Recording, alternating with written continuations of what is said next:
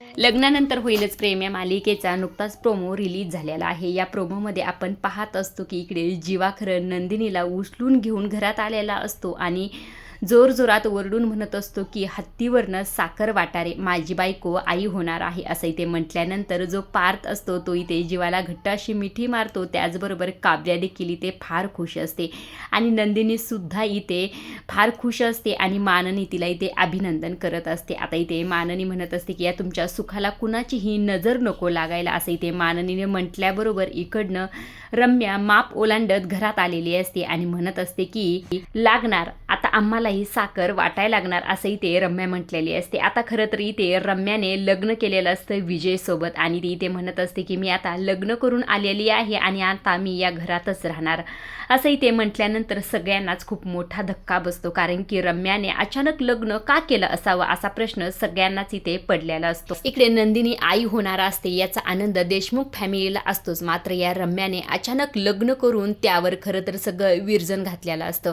आता रम्या आणि विजयचा हा कोणता नवीन डाव असेल हे तर आपल्याला काही पुढच्या व्हिडिओमध्ये पाहायला मिळेलच।